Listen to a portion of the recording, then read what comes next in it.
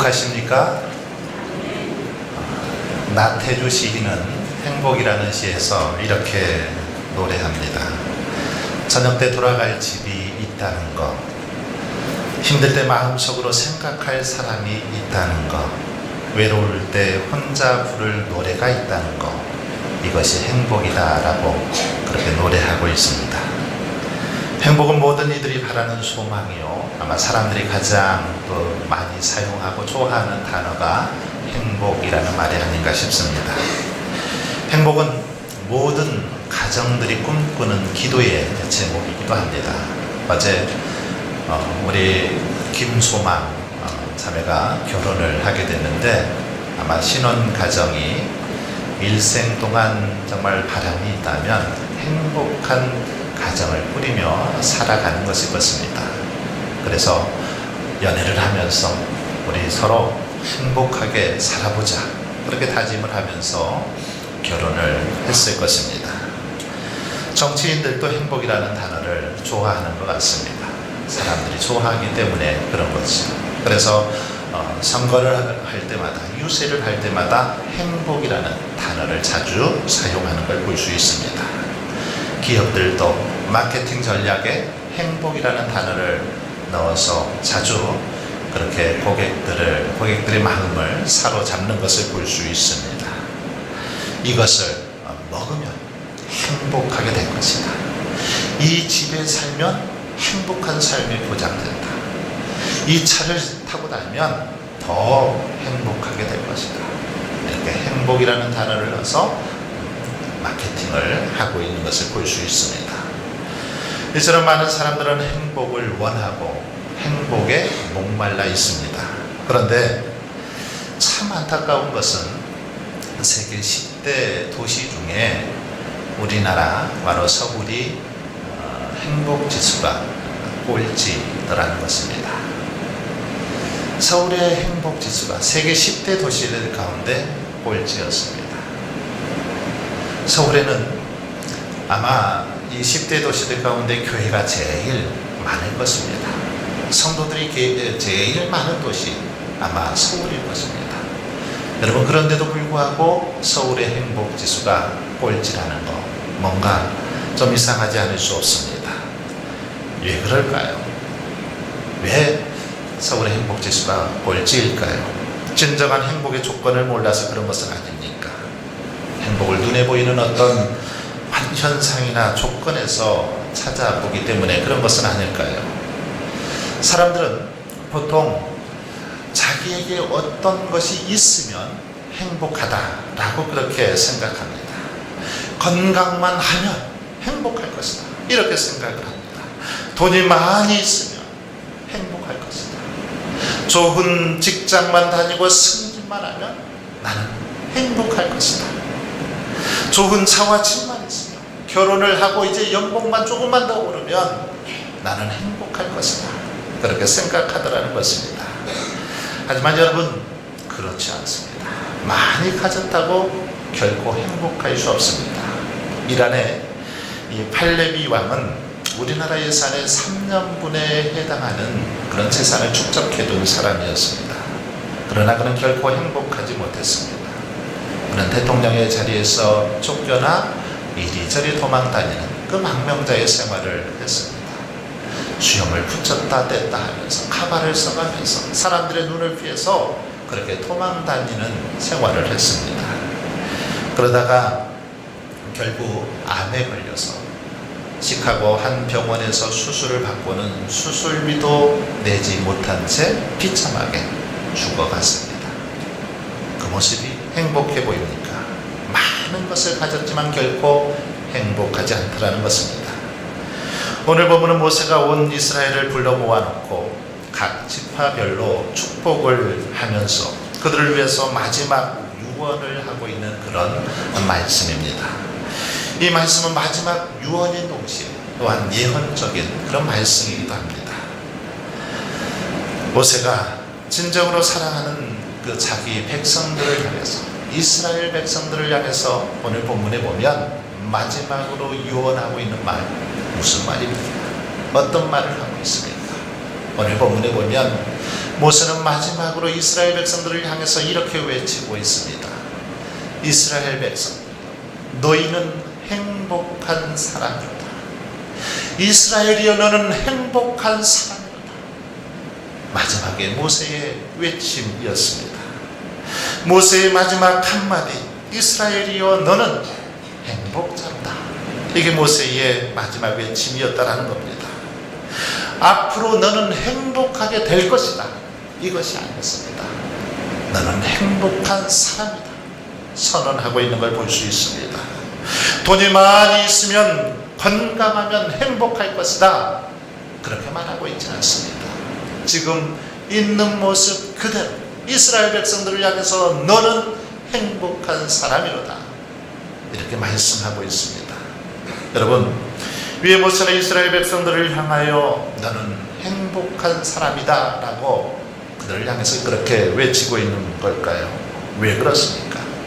무엇 때문에 이렇게 말씀하고 있는 것입니까? 왜 그렇습니까? 그것은 이스라엘 백성들이 하나님으로부터 구원을 받았기 때문에 행복하다라는 것입니다. 하나님의 구원을 받았기 때문에 이스라엘 백성들은 행복하다라고 그렇게 말씀하고 있습니다. 29절 말씀을 보면 이스라엘이여 너는 행복자로다. 여호와의 구원을 너같이 얻은 백성이 누구냐? 너같이 얻은 백성이 누구냐? 이스라엘이 행복한 이유는 그들이 구원받은 백성이기 때문이라는 것이죠. 구원받은 은혜 때문에 행복한 사람이라는 것입니다. 여러분, 모세에게 있어서 가나안 땅은 평생의 소원이었습니다. 모세는 가나안 땅에 정말 들어가고 싶었습니다. 그러나 모세는 그토록 염원했던 가나안 땅에 들어가지를 못했습니다. 자기가 인도했던 백성들은 가나안 땅에 들어가지만 자신은 들어가지 못하는 그 마음, 얼마나 괴로웠을까요? 얼마나 정말 안타까웠을까요? 그래서 가나안 땅을 바라보는 모세의 마음 속에는 한편으로는 이스라엘 백성들이 들어가는 모습을 보면 기쁘기도 했지만 자기 자신은 그 땅에 들어가지 못했기 때문에 참 가슴이 아팠습니다. 아쉬움이 가득했습니다. 그러기에 모세는 가나안 땅을 그저 덤덤하게 그렇게 받아들이질 않습니다. 가나안 땅에 들어가는 것이 얼마나 힘들고 어려운 것인가를 잘 알았고 그 간격이 얼마나 큰지를 알았기 때문에 이스라엘 백성들을 향해서, 그들을 향해서 너는 참 행복한 사람이다, 그렇게 외치고 있는 것입니다. 가나안 땅에 들어가는 복, 이것이야말로 어떤 것으로도 바꿀 수 없는 가장 큰 기쁨이요 행복의 조건이요 감사의 조건이다 라는 그런 말인 것입니다. 여러분, 우리가 구원받고 천국에 들어가는 것도 이와 같은 것인 줄 믿습니다. 그런데도 우리는 어떻습니까? 구원받은 것에 대해서 가슴 벅차하지 않습니다. 하나님으로부터 큰 은혜, 큰 구원의 그런 은총을 받았지만 냉랭하더라는 것입니다. 구원, 이거 누구나 받는 거 아니야. 구원받는 게 뭘 대수로운 거라고 그렇게 여러분 생각하고 있지는 않습니까? 그러나 결코 그렇지 않습니다. 아무나 구원을 받을 수 없다라는 것이죠. 저와 여러분이 구원받기까지 여러분 수없이 많은 사람들의 눈물과 기도가 있었기 때문에 가능한 겁니다. 그냥 우리가 이 자리에 나와 있는 것이 아니라는 것입니다. 수많은 사람들이 우리에게 구원의 복음을 전하고 수많은 사람들이 우리를 위하여 중보했기 때문에 오늘 이 자리에 나와서 우리가 하나님을 예배하고 찬양할 수 있었다는 것입니다. 우리를 구원하기 위해서 많은 사람들이 얼마나 모진 고통과 핍박을 받았는지 모릅니다. 그러므로 저와 여러분이 구원받게 된 것, 세상의 어떤 것보다도 가장 귀하고 가장 큰 행복의 조건인 줄 믿습니다. 여러분, 저와 여러분은 죄악으로 인해서 영원한 형벌을 받아야만 마땅한 그런 존재들이었습니다. 하지만 하나님께서는 아무런 조건 없이 우리를 하나님의 자녀 삼아 주시고 구원해 주셨다라는 것입니다. 영원한 천국에 들어가는 은혜를 베풀어 주셨습니다. 이렇게 어리석고 미련한, 아무런 볼품도 아무런 정말 능력도 없는 그런 존재들이지만 하나님의 자녀 삼아주시고 구원해 주셨다라는 것입니다. 무조건적인 하나님의 은혜로 우리를 하나님의 백성 삼아 주셨습니다. 만일 우리가 이 땅에서 봉사와 헌금을 많이 하고 선행을 많이 해서 구원받는다라면 여러분 어떨까요? 저와 여러분이 구원받을 수 있을까요?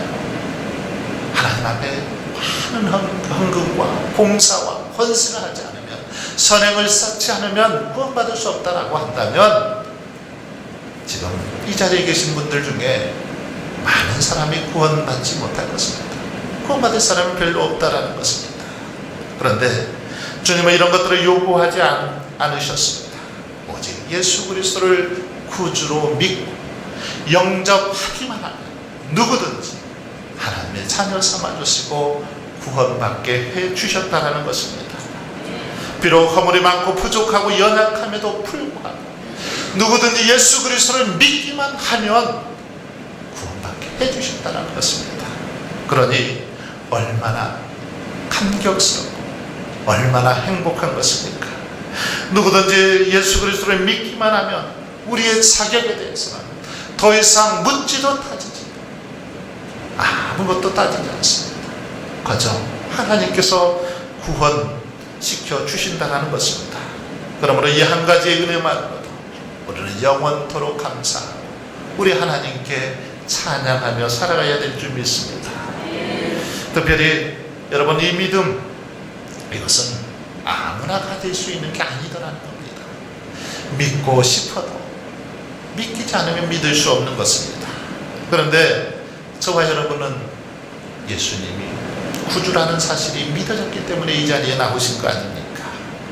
하나님이 창조주라는 사실이 믿어졌기에 이 자리에 나온 거 아닙니까? 그 시간에 이렇게 성전에 나와서 예배하고 하나님 앞에 영광 돌린다는 것, 하나님께서 저와 여러분의 마음속에 믿음을 주시고 성령께서 감화 감동시켜 주셨기 때문이라는 것입니다. 이 세상에 약 75억 명의 인구들이 살아가고 있습니다. 그런데 이렇게 많은 사람들이 살고 있지만 여러분, 예수 그리스도를 구주로 믿는 사람들 그렇게 많지 않습니다. 이렇게 많은 인구가 있지만 아무나 믿는 것이 아니더라는 겁니다. 스탠포드 대학의 의학 박사인 필립 하터가 이 지구상에 있는 사람들을 100명으로 환산을 해서 한번 계산을 해보았습니다. 그랬더니 52명은 남자고 48명은 여자였습니다. 70명은 유색인종, 30명은 백인종이었습니다. 70명은 비기독교인, 30명만이 기독교인이었습니다. 80명은 적정 수준에 못 미치는 주거 환경 속에 살아가고 있었고, 70명은 문맹이었습니다. 50명은 영양 부족이었고, 1명은 죽기 직전이었습니다. 굶어 죽기 직전의 사람이었습니다. 1명은 임신 중, 또 1명만이 대학 교육을 받은 적이 있었습니다. 1명만이 컴퓨터를 소유하고 있었습니다. 그러면서 하는 말이, 좋은 집, 또 먹을 것이 있는 데다가 글을 읽을 줄 알고, 그리고 집에 컴퓨터를 가지고 있으면 그 사람은 엘리트 가운데 엘리트다, 이렇게 말했습니다. 은행에 돈이 있고 지갑 속에 약간의 돈이라도 가지고 있다라면 이런 사람은 지구상에서 상위 8%에 해당하는 사람이다. 여러분, 돈 있죠? 은행에 저축해 놓은 통장이 있으시죠? 그러면 상위 8%에 해당되는 부자라는 것입니다. 만약 고통과 체포, 고문 혹은 심지어 죽음의 공포 없이 매주 교회를 다닐 수 있는 사람이라면 이는 곧 지구상 30억 인구가 누리지 못하고 있는 것을 누리는 행운하다, 이렇게 말하고 있습니다. 여러분, 그렇습니다. 이렇게 좁은 장소에서 마음껏 하나님을 예배하고 섬길 수 있다는 것, 이것이야말로 가장 큰 축복이고 행복 중에 행복인 줄 믿습니다. 예수님을 나의 구주로 고백하며 살아간다는 것, 참으로 행복한 사람입니다. 그러므로 구원받은 이유 하나만으로도 날마다 나는 하나님 앞에 정말 축복받은 사람이다, 나는 행복한 사람이다, 이렇게 고백하며 감사하며 찬양하며 살아갈 수 있길 바랍니다. 또한 이스라엘 백성들의 행복자라고 말한 이유는 하나님께서 그들을 돕는 방패가 되시기 때문에 그렇다고 말합니다. 하나님께서 이스라엘 백성들을 도와주시기 때문에 그들이야말로 행복한 사람이라는 것입니다. 하나님은 이스라엘 백성들과 늘 가까이 계셨습니다. 그들과 늘 함께 하셨습니다. 낮에는 구름 기둥으로, 밤엔 불 기둥으로 그들과 함께 하시고 그들을 적들로부터 지키시고 보호해 주셨던 것을 볼 수 있습니다. 광야에서 영육간에 필요한 것을 때를 따라 하나님께서 그들에게 공급해 주셨던 걸 볼 수 있습니다. 여러분, 이스라엘 백성들처럼 이렇게 하나님의 지극하신 사랑과 도우심의 은총을 받은 민족 어디 있습니까? 정말 우리나라 이 민족을 생각하면 너무나 큰 은혜, 너무나 큰 축복을 받았습니다. 이 세상에 어느 한 곳 의지할 데가 없고 누구 하나 나를 도울 자가 없어도 우리가 하나님을 의지하고 하나님의 도움을 받을 수 있다면 그것이야말로 행복한 사람들이라는 것입니다. 여러분, 오늘도 살아계신 하나님께서는 이스라엘 백성들을 도와주신 거죠. 저와 여러분을 도와주시고 인도해 주실 줄 믿습니다. 우리 하나님께서는 우리를 고아처럼 버려두지 않으시고 우리와 늘 함께 해주시고 우리의 필요를 채워주신다라고 약속하셨습니다. 그러니 결코 이 땅 살아가는 동안 두려움도 불안해할 필요도 없음을 말씀하고 있습니다. 이 사실을 이사야 43장 1절로 5절에서 이렇게 말씀하고 있습니다. 이스라엘아, 너를 지었은 이가 말씀하시느니라. 너는 두려워하지 말라. 내가 너를 구속하였고 내가 너를 지명하여 불렀나니 너는 내 것이라. 내가 물 가운데로 지날 때에 내가 너와 함께 할 것이라. 강을 건널 때에 물이 너를 침몰하지 못할 것이며 내가 불 가운데 지날 때에 타지도 아니할 것이요 불꽃이 너를 사르지도 못하리니 대저 나는 여호와 내 하나님이요 이스라엘의 거룩한 이요 내 구원자이니라. 내가 내 눈에 보배롭고 존귀하여 내가 너를 사랑하였으며 내가 내 대신 사람들을 내어주며 백성들이 내 생명을 대신하리니 두려워하지 말라. 할렐루야. 여러분, 그렇습니다. 창조주 하나님께서 우리가 물 가운데 지날 때, 강을 건널 때든지 불 가운데 들어갈 때든지 타지도 않도록 사르지도 못하도록 우리를 지키시고 보호해 주시고 인도해 주시마 그렇게 약속하고 있습니다. 우리를 눈동자처럼 그렇게 지켜주시겠다라고 약속하고 있습니다. 이렇게 우리 하나님께서는 우리의 든든한 보호자가 되어 주십니다. 그러니 두려워하지 말라는 겁니다. 하나님께서 함께 하시니 더 이상 염려하지 말라는 것입니다. 여러분, 우리 하나님은 우리의 모든 사정과 필요를 가장 잘 아시는 분이십니다. 우리보다, 나보다 어쩌면 나를 더 잘 아시고 우리의 상황을 더 잘 아시는 분이 하나님이십니다. 그 하나님께서 든든히 우리를 지켜주신다고 약속하시니 얼마나 행복한 사람입니까? 바로 이런 행복을 우리가 고백하며 살아갈 수 있길 바랍니다. 마지막으로 이스라엘의 행복자라고 말한 이유는 하나님께서 그들에게 승리를 보장해 주시기 때문입니다. 29절에 보시면 하나님께서는 영광의 칼이 되셔서 모든 대적들을 복종하게 하시고 그들의 높은 곳을 밟게 하신다라고 그렇게 약속하고 있습니다. 여러분, 우리가 이 세상을 살아가다 보면 필연적으로 우리는 많은 어떤 어려움들을 아픔들을 겪게 됩니다. 원하든 원치 않든 수많은 어려움들을 당하게 되더라는 것입니다. 악한 사탄은 날마다 우리를 넘어뜨리려고 또 영적인 공격을 하는 것을 볼 수 있습니다. 하지만 아무리 많은 대적들이 우리를 애워싸고 넘어뜨리려 한다 할지라도 우리가 하나님만 온전히 의지하고 우리가 하나님께만 붙들려 있으면 하나님께서 우리에게 승리를 약속해 주시더라는 것입니다. 우리가 하나님의 손에만 붙잡혀 있으면 하나님께서 승리케 해 주시더라고 오늘 본문을 통해서 약속하십니다. 여러분, 왜 그렇습니까? 무한한 권세와 능력을 가지신 하나님께서 우리를 대신하여 친히 싸워주시기 때문입니다. 우리는 부족하고 연약하지만 우리가 하나님의 손을 붙잡을 때 하나님께서 우리를 위하여 친히 싸우시고 앞장서서 행해 주시기 때문에 우리는 승리할 수 있다는 것입니다. 아니, 우리 주님은 이미 십자가와 부활을 통해서 사탄과의 싸움에서 승리하셨습니다. 이미 악한 사탄의 대적으로부터 승리하셨습니다. 바로 그 주님께서 우리에게 승리를 보장하고 계십니다. 약속하고 계십니다. 그러므로 여러분, 지금 우리가 사는 것은 때로는 힘들고 어렵다 할지라도 지금 고통 가운데 힘든 일들이 우리를 수없이 그렇게 괴롭힌다 할지라도 우리가 내일 승리할 수 있다는 그런 믿음이 있습니다. 우리는 오늘 염려하거나 걱정할 필요가 없습니다. 어떤 상황 속에서도 우리는 행복할 수 있다는 것입니다.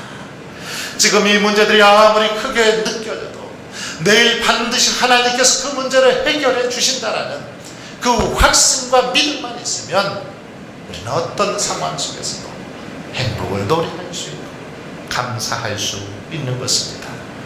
여러분, 그렇습니다. 하나님은 이스라엘에게 우리를 승리를 보장해 주신 것처럼 오늘 우리들에게도 승리를 보장해 주셨습니다. 요한 1서 5장 4절은 이렇게 말합니다. 무릇 하나님께로부터 난 자마다 세상을 이기느니라. 세상을 이기는 승리는 이것이니 우리의 믿음이니라. 할렐루야. 그렇습니다. 하나님께로 난 자들마다 이 땅에서 승리하도록 이길 수 있도록 인도해 주신다라는 것입니다. 믿음의 사람들에게 세상을 이길 수 있게 해 주셨습니다. 이렇게 여러분, 승리를 보장받았으니 무엇을 걱정하고 염려하십니까? 무엇을 두려워하고 불안해하십니까? 반드시 승리할 것입니다. 그러니 참으로 우리는 행복한 사람들인 것입니다. 여러분, 특별히 행복은 외적인 조건과 환경적인 요인에 있는 것이 아닙니다. 행복은 우리의 내적인 요인에 있습니다. 내가 하나님의 자녀 되었습니다.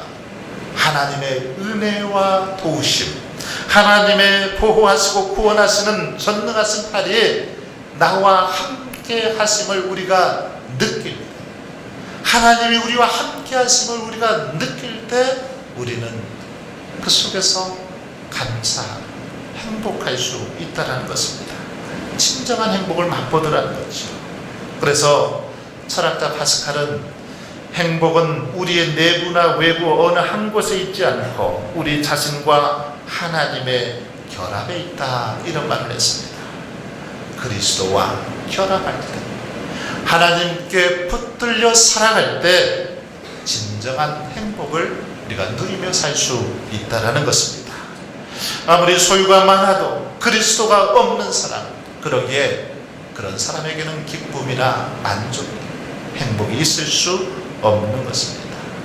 그러나 가진 것은 없어도 하나님이 우리와 함께 하심을 믿고 하나님께 붙들려 살아가는 자들은 행복을 노래할 수 있습니다. 여러분, 그렇습니다. 진정한 행복은 세상으로부터 오는 것이 아닙니다. 진정한 행복은 복의 근원 되신 우리 하나님 아버지께로부터 오는 것입니다. 하나님께서 우리와 함께 하실 때 하나님께서 우리에게 주시는 복, 바로 그것이 행복이라는 것입니다. 중국 선교의 일생을 바친 허드슨 테일러는 사람들로부터 당신은 어떻게 일생을 그렇게 헌신하면서 선교사로 보낼 수 있었습니까? 라고 질문을 받았습니다. 그때 선교사님은 그렇게 대답을 했습니다. 제 헌신과 행복의 비결은 하루를 어떻게 시작하느냐에 달려 있습니다. 연주자는 음악회가 시작하기 전에 악기를 조율합니다. 만약에 악기를 연주회가 끝난 다음에 조율한다면 그건 참 어리석은 사람일 것입니다. 이와 마찬가지로 저는 아침에 일어나며 매일 아침 나의 뜻과 하나님의 뜻을 맞췄습니다. 그리고 그 뜻에 맞추며 살았더니 하나님께 온전히 헌신할 수 있었고 행복한 사역을 할 수 있었습니다 라고 대답했습니다. 여러분, 그렇습니다. 행복, 이 행복은 우리가 하나님의 뜻을 알고 하나님의 뜻에 우리의 뜻을 맞추어 갈 때 하나님께서 부어주시는 것이 바로 행복이라는 것입니다. 그렇다면 오늘 본문을 통해서 우리에게 주시는 하나님의 뜻은 무엇입니까? 그것은 하나님의 구원의 은혜를 우리가 날마다 기억하고 하나님만이 보호자요 우리에게 승리를 포장해 주시는 것을 아는 것, 이것이 하나님의 뜻입니다. 이것을 깨닫는 것이 하나님의 뜻이라는 것입니다. 그러므로 저와 여러분이 날마다 여러분 구원의 은혜를 기억하며 살아갈 수 있기를 바랍니다. 우리 하나님만이 나의 구원자요 또한 나의 보호자요 도움이시니 날마다 고백하며 살아갈 수 있기를 바랍니다. 무엇보다 하나님께서 우리에게 승리를 보장해 주셨음을 기억하면서 그 하나님과 늘 동행하는 삶을 살아갈 수 있길 바랍니다. 그럴 때 우리는 나는 행복한 사람이다, 나는 행복한 사람이다, 그렇게 마음껏 하나님 앞에 고백하며 찬송하며 살아가게 될 줄 믿습니다. 이런 고백이 저와 여러분의 삶 속에 함께 하시길 주님의 이름으로 축원합니다. 아버지 하나님,